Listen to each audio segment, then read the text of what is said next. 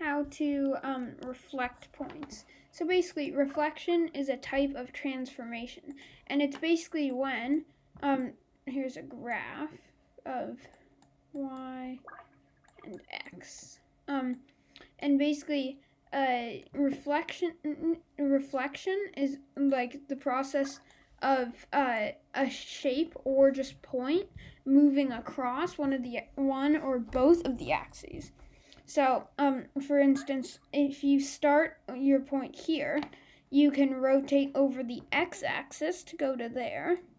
You can rotate over the y-axis to go to there, and you can rotate over both axes to get to here. So, and also say if you have a shape, you can move the entire shape. Like say it's just a little square here. Or actually, for explanation's sake, I'm gonna draw a little triangle on the square. And now, so if you flipped it here, it would look like this actually.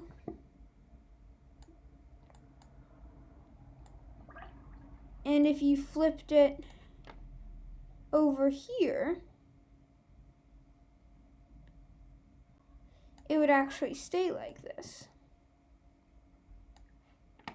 And then if you flipped it across both axes, the shape would go like this. So it basically, all how you reflect something is have all the individual points move, so they move to the line here, and then however many squares it took to reach the line, that's how many units you go across the line. See, for example, this takes 1 to get to the line, so it would go 1 to cross the line.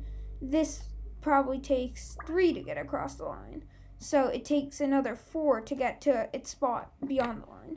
So that's just a basic intro, and now we're going to get into some example problems. So plot the image of point A under a reflection across line Y. So it's 1, 2, 3, 4 squares from line Y, which means it'll be 1, 2, 3, 4 squares beyond it. So, yeah, I'm just going to plot it there. Alright, 3 more. Alright, so this one is a good example to show. This time, I'm not going to do it by counting. I'm actually going to, so I'm flipping it over the x-axis here. So, you can actually do this just by looking at the coordinates. So this is at negative 3, negative 5. So, oh, that is a bad 3. So, negative 3. Gosh, what is my handwriting today? Alright, believe it or not, that's negative 3, negative 5.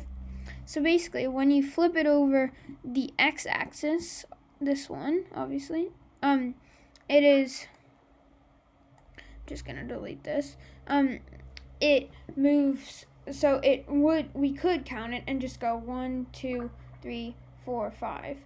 And then, so it would go 5 across. Or what we can do is just remember, when we flip across the x-axis, we change the y-coordinate and we make it the opposite.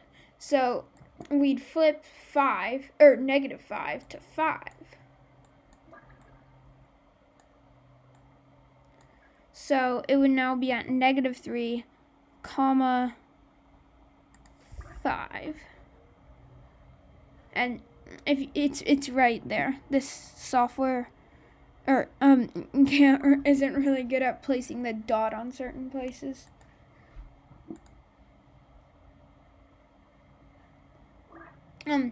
Point C prime is the image of C under a reflection across the y-axis. So now is a good opportunity to put what we were testing last problem into action. So it's flipping across the y, which means we need to change the x coordinate. So it'll go from, so we'll take out the subtraction symbol. So now it's going to be 4, comma, -2.